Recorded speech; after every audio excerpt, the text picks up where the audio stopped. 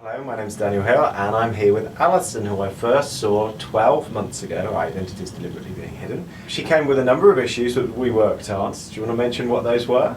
The main one was not being able to get pregnant, but when I made a peace list, bulimia, the eating disorder that I had, that was huge. Social anxiety, relationship problems, family conflict, social anxiety, that was huge. So a lot to work on. You'd had a lot of therapy beforehand. And you'd done lots of stuff. Lots of different things, all different types of therapy, inpatient treatment, residentials. Yeah, short stay in the Priory, all different types of things. Yeah. And because we worked on the fears, on becoming a mother, the guilt, the relationship was stronger and better. Right, and then it was almost that your unconscious then gave you permission to be pregnant. It was okay, it was safe now. Yeah, I think we did that over about 4 months, just cleared everything. I didn't want to go for another round of IVF unless I'd cleared everything. Yes, yeah. And by that time, the bulimia had cleared up, you weren't binge eating anymore. Oh, that cleared up.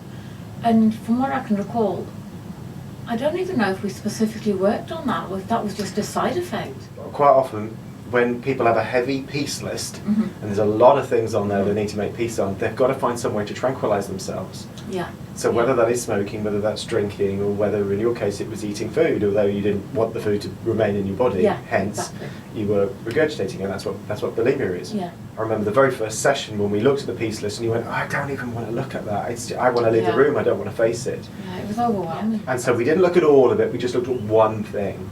And we worked on that, so one thing at a time. And then within a number of sessions you were saying, it's amazing, I'm not doing the same thing that I'm doing with food. Yeah, it was like a miracle, just overnight. Being able to eat what I wanted, when I wanted. And I wasn't overweight, but I did lose some weight. And it was just amazing. I could eat cakes and biscuits and just regular things that I wasn't able to eat before. Because you didn't feel the need to stuff the emotion back down. Yeah. It was safe coming out. Yeah.